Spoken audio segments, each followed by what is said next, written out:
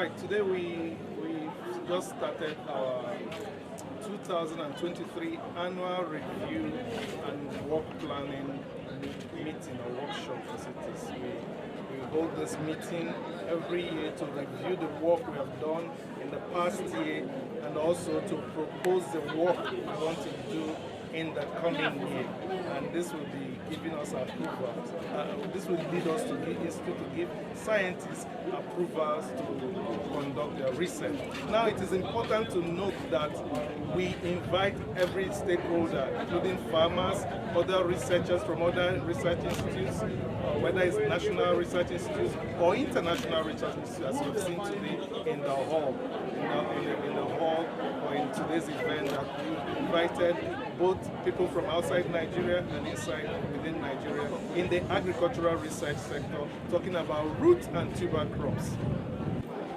So we are looking for people to contribute to the work we do, so that it is not just the scientists that will sit in their offices and determine what they want to research on or work on.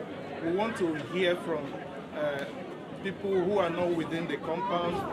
They will join us. It's a joint review of the work we have done, and they'll be able to also see firsthand the results that are coming out from our research efforts and how we are trying to help the Nigerian farmers, especially cassava, yam, sweet potato, Irish potato, ginger farmers, cocoyam farmers, the kind of work we have done, and they'll be able to review us. They'll be able to give us feedback on how much progress we are making and where we need to fine-tune. So it's a very important part of our work. Are you satisfied with it? So far today, we've just gone through the opening ceremony, and you've heard from our keynote speaker. Our keynote speaker works with the African Development Bank in Abidjan, Cote d'Ivoire. He came all the way from Cote d'Ivoire, and you've seen how he has presented the importance of root and tuber crops, leveraging on root and tuber crops for a more resilient agricultural-based economy. So we are working together with all the partners and all the stakeholders to make that happen. So if you see the interaction, the traditional rulers, we had more than up to 10 or 11 traditional rulers from the community, neighboring communities. They were all here. You saw farmers from far and wide. They were all here exchanging and interacting knowledge, the knowledge that we have, both indigenous and the cutting edge type. So if you ask me if I was satisfied, yes, and we are happy with the progress being made, and you heard the feedback from people that a lot of important work and outputs are coming out from our work. So that is very encouraging feedback to us. Finally from me, what is your message to the participants? So my message to the participants is that they should keep their eye on the ball of what we are doing. They should expect more from us, more varieties of root and tuber crops, more improved technologies in terms of agronomy or post-harvest processing technologies, or new, you saw the new seed company that we have floated, and that is providing seed and providing training, capacity building for people. So we need people to support us. We need government support, but we need private sector support also to help us achieve our aim. The government is talking about public-private partnerships. So this is an opportunity to join us. What kind of variety do you want us to generate for you? What farm do you, which kind of farm do you want to set up?